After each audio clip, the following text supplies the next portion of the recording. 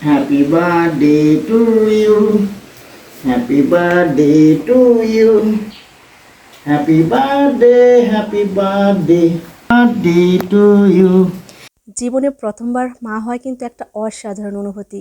৯টা মাস সন্তান পেটে রাখার পরে যখন সন্তানের মুখটা প্রথমে দেখা যায়, সমস্ত দুঃখ ব্যথা বেদনা কোথায় যেন চলে যায়, তাই না?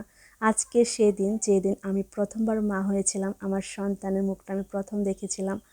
আমার ছেলে, আমার সোনা ছেলে, মাশাআল্লাহ মাশাআল্লাহ, দেখতে দেখতে কিন্তু ওর 5টা বছর পূর্ণ হয়ে গেল।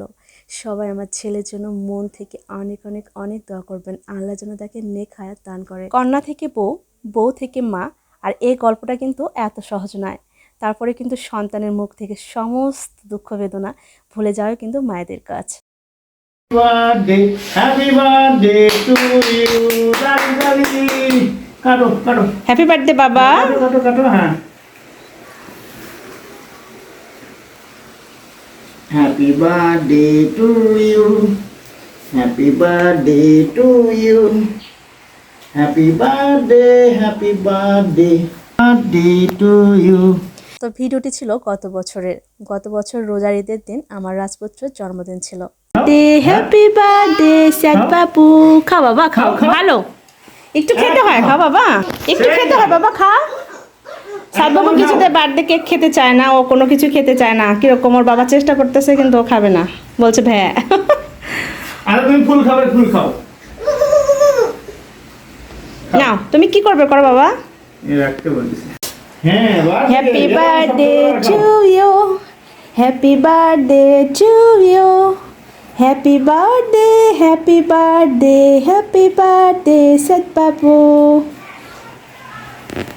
বাবা হ্যাপি বার্থডে বাবা।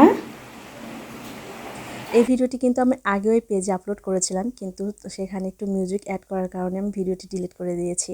তো ভাবলাম ফুটেজটা তো রয়েছে, তাহলে আজকের দিনে সেটা পাবলিশ করা যাক, কারণ আজকে নতুন করে কিন্তু কোনো রকম ভিডিও আমি করতে পারি নাই।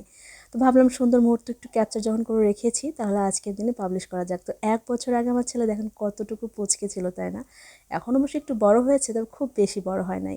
তো আমার ছেলে কিন্তু বরাবরই কেক খেতে একদমই পছন্দ করে না, কিন্তু কেক কাটতে পছন্দ করে। তোর বাবা কেকটা কিনে নিয়ে এসেছিল, নিয়ে আসার পরে তাকে কেক কাটানোর চেষ্টা করা হয়, সে মোটামুটি কেক কেটেছে, কিন্তু খেতে চাচ্ছিল না। তো সেটা আমি বলতেছিলাম বারবার করে। আর যেহেতু ঈদের দিন ছিল, তাই বাবা ছেলে কিন্তু পাঞ্জাবি পাজামা পরেছিল, সেটা বুঝতেই পারছেন। দেখতে দেখতে আমার ছেলেটা কিন্তু আমার চোখের সামনে একটু একটু করে বড় হয়ে গিয়েছে। আমি চেষ্টা করেছি তার জীবনের সমস্ত ছোট ছোট স্মৃতিগুলো খুব সুন্দরভাবে ভিডিও করে রাখতে।